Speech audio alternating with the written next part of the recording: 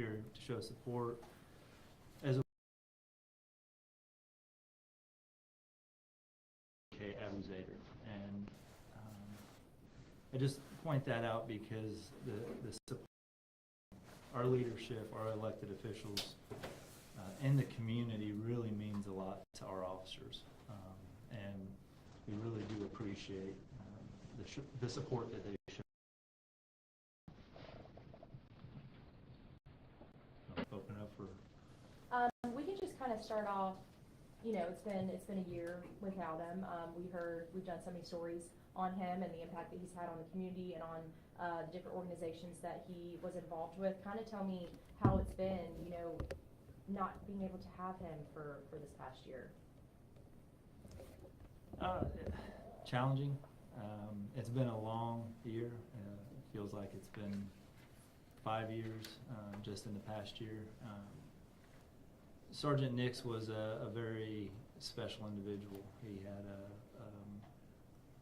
a knack for the work that he chose to do in working with the Family Victims Unit here at the Family Justice Center.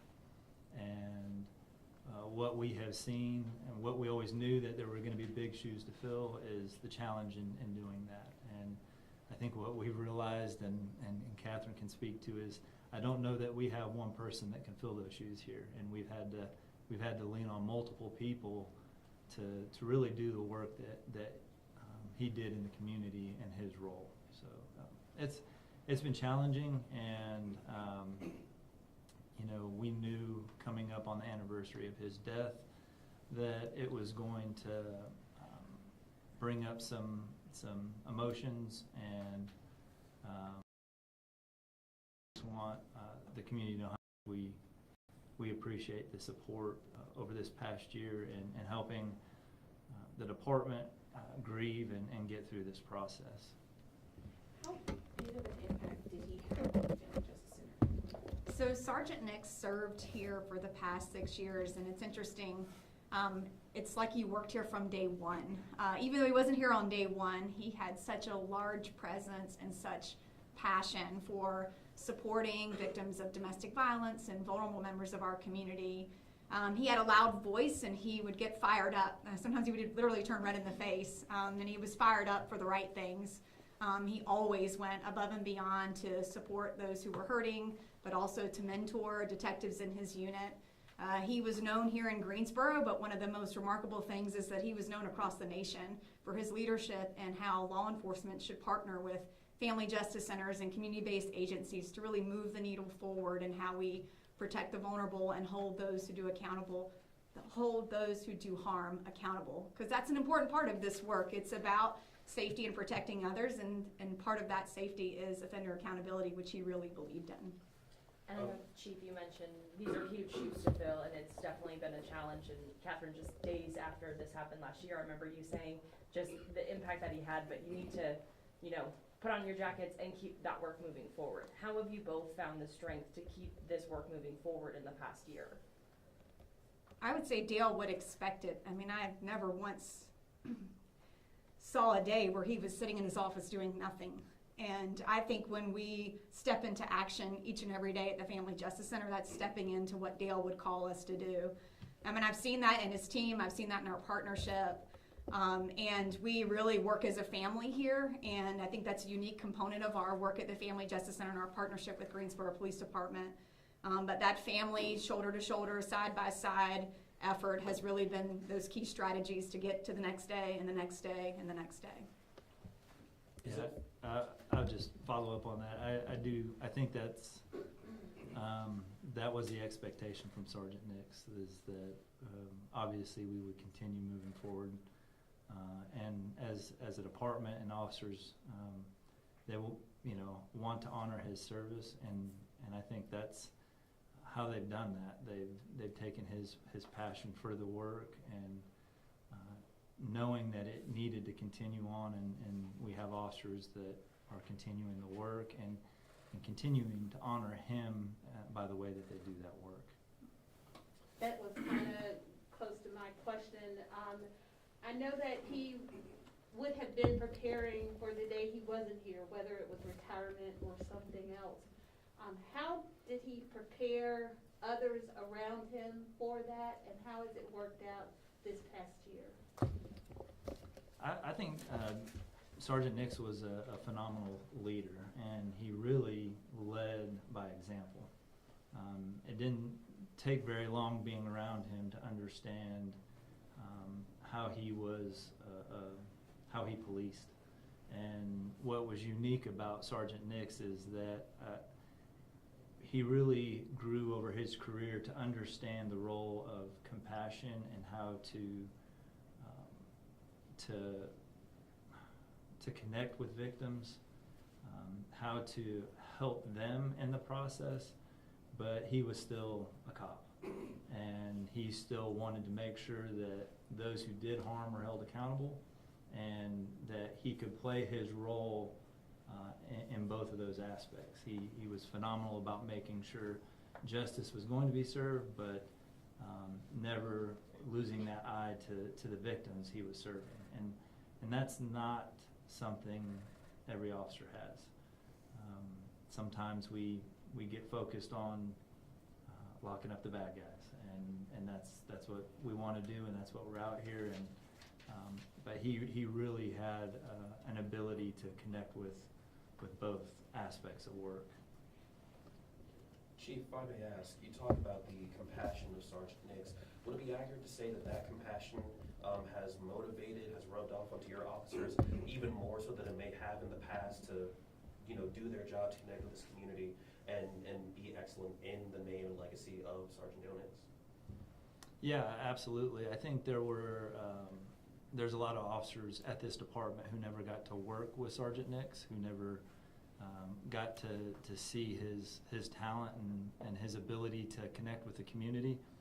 But I can promise you now that there's not an officer in our organization that does not know who he was, what he did in his life, and how he served the community. And I think that has a lasting impact on everybody in our organization. So I definitely think we continue to see his influence on our organization today. What other ways has your department been able to honor his legacy? If I had enough time to tell you, I think really it comes down to our officers recognizing the ability he had to connect in the community in a very unique way, and recognizing that there isn't a one-size-fits-all way to connect with the community and be successful in the multitude of responsibilities we have as police officers. And I think what we've seen is officers see him do that, see him be successful, and they're finding their own way to do that in the work that they do. You both worked with him for so long. Do you have any specific stories that are going to stick with you, that when you think about him, you think of one specific instance? One that comes to mind, when I first started working with Sergeant Nix, we did a lot of community education on fraud. That's a top reason why older adults call the police department. So we took all of these different agency stats and put together a presentation. And we're in a room full of older adults. There's like 150 of them at a church. And toward the end of the presentation, and Dale was such a dynamic presenter, and he just did such an excellent job helping you kind of absorb information. And he said, I have an idea. And he was talking to a senior who's somebody, and he said, you tell them that your nephew, Sergeant Nix, and he said it with such gusto that your nephew, Sergeant Nix, works for the police department. He'll be here at 5 o'clock. And the number of seniors that wrote that down, I'm going to say that my nephew, Sergeant Nix, and he was so proud of that. I think it was just such a way that he connected with audiences, just like he connected with victims of crime and connected with those of us that are helpers. So it's a funny example because he was a funny in his strategy, but what he was really focused on is protecting others. So that comes to mind for me. I think for me, we had an officer who had passed last year, and as a result of that officer passing, we did a service at the graveside with the family, and we had our honor guard there to present colors for that ceremony. And Sergeant Nix, being a member of the honor guard, was there. And after the ceremony was over and folks were just kind of hanging around talking a little bit, I had the opportunity to step back and just thank him and just say I really appreciate him being there. It meant a lot to the family. And he just said, he said there's no place else I'd rather be. And I think that just epitomizes who he is and the compassion and caring he had for everybody. So that's one I'll remember. It's obviously a really tough day for you two, for this entire community, and so many across the state, especially, of course, 1 week since Officer Horan as well. So in the mindset that you have today, what's your message to community members? What do you want them to keep in mind? Anything that they can do to honor Sergeant Nix today? Yeah, it's I think today is more challenging than we would have wanted it to be, or we would have thought it would be, as we prepared for the anniversary of Sergeant Nix's death. And we never expected to be back here really grieving the loss of another officer's life, as we're still trying to navigate Sergeant Nix's death. And so, but one thing that I have seen in both cases where the officers have lost their life is the connection between the police department and the community. And oftentimes we're seen as separate. Oftentimes people see the police department as a separate entity from the community, and if when a tragedy like this happens, if it doesn't show you that the police department is the community and the community is part of the police department, I don't know what else to say, because our officers are grieving, the community's grieving, the family's grieving, and it's not something that goes away quickly, as I'm sure we'll be here next year talking about Officer Horan. And I just would like for those in the community to recognize that we're part of that community. We're here with you, we're grieving with you. We need your support, we need your help as we go through this process. And we truly thank everybody for being there for us. That was so well said. What comes to mind for me, and here in this work every day at the Family Justice Center, this morning the center was packed with people who needed help. And the need for us to be aligned, the need for us to work together to help those who are hurting is just so important. And Sergeant Nix was such a light. And I've said this a couple of times, when Sergeant Nix was murdered, I thought our light upstairs was going to be snuffed out. But it wasn't. It's found a way to a spark that turned into a flame that we're burning to help people and do the right thing and be aligned with our police partners and our community partners. And that's really what we're called to do. And most people who work in violence and abuse and working in the hard jobs that many of us have, it's something bigger than yourself that brings you to work every day to do that hard work, and we cannot do it alone. And Dale never did anything alone, and would expect that we would stay aligned and connected to do what is needed to get done. And you kind of just touched on this, but y'all have been through, the department itself has been through so much this last year and a half, and I know that it is a part of the job, and you put yourselves in danger every single day you put on that badge, and you leave your homes and you leave your families. How does a department move forward from these significant losses? We had Sergeant Nix, we had Officer Horan last week. How does a department, we talk about brotherhood within the department, obviously we aren't a part of that, so we don't know that, but if you can talk a little bit about that and how you move forward from significant losses like this. Yeah, we talk a lot about family at the police department, and it was kind of interesting. I was actually in California when an assistant chief called and let me know about Officer Horan, and I had my kids with me. We were visiting family, and I had to go tell my kids that I was going to be leaving and going back home, but they got to stay in LA for Christmas. And my daughter looked at me and she said, "It's okay, Dad, you need to go be with your police family." And she's 9 years old, and she knows what that means. When we say family, it's not just a word, and we truly look after each other as if we are family. And I honestly believe that and the support of our community is the only way that we get through it. I think the challenge right now is, I've heard people, grief is kind of like, it comes in waves, and after something happens, it feels like you can't catch your breath, that you're drowning, but over time, the waves get less and less, and then you can catch your breath, and then all of a sudden you're not struggling anymore, and then you're kind of on the shore.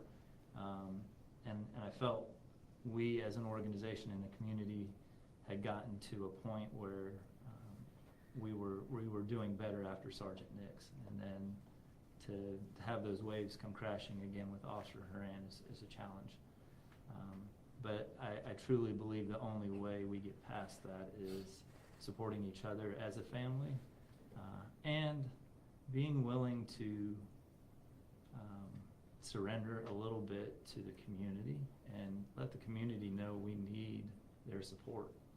We need them to heal, and we need them so that we can be better, because as we heal and get better, then we're better able to serve the community. So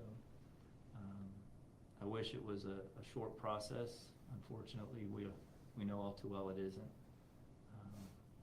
But I think if there's anything our GPD family, our Family Justice Center family, our first responder family, is that we're resilient, and we'll come out of this. We'll go through the grief, and then I think we'll come out better and stronger.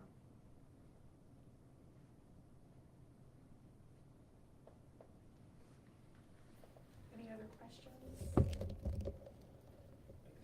I guess I have one. You said that we'll probably be here a year from now, not remembering Sergeant Nix, but obviously Officer Horan. Is there anything that you guys are thinking of at the moment in terms of honoring their memories, their legacies, whether it can be a program, a scholarship, I don't know, something to commemorate the work that they've done here in Greensboro? Yeah, I think that happens in a lot of different ways, and so there are things we do physically in terms of memorials. There's events that we hold that help us to honor the memories and the work that they have done. So I mean, there's a lot of things going on. Oftentimes we work with the family to determine what's best for them. We've talked a lot about the police department in the community, but there's a family for Sergeant Nix who's still struggling with his loss, his parents, his wife, his son, as well as Officer Horan and his family. So nothing specifically right now to talk about, but we definitely do a number of things to honor them. I will say for Sergeant Nix, one of the wishes of the family was to support the Family Justice Center's Camp Hope program, which is a camp specific for kids who live in homes with domestic violence. And over the past year, Camp Hope kids have come here to the center and they've asked about Dale and have written letters to Dale's family, and the community has been very generous in sponsoring tons of children to participate in that week of camp, because we really want to invest early in kids. So we don't want to lock someone up at 19 and say we're tough on crime. We want to show them a different pathway at 7, 8, and 9. That's what the Camp Hope work is about. And Dale believed in that work, and for me, when I've been at camp, which happens at Camp Weaver, and through the year-round programming and seeing joy in kids who've also had egregiously horrible things happen to them where they bounce back and they're more than resilient, they're thriving. And finding small ways to turn tragedies into triumphs, and we've done that through Dale's honor, or Sergeant Nix's honor, and our Camp Hope program is one of those examples that's been quite powerful and transformative for families here in our community.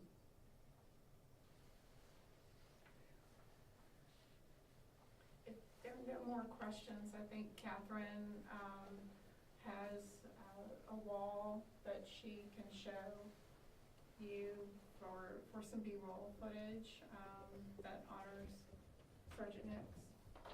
Yeah, so we'll go upstairs, and it's right before you enter the law enforcement suite, which is where all of our law enforcement officers work.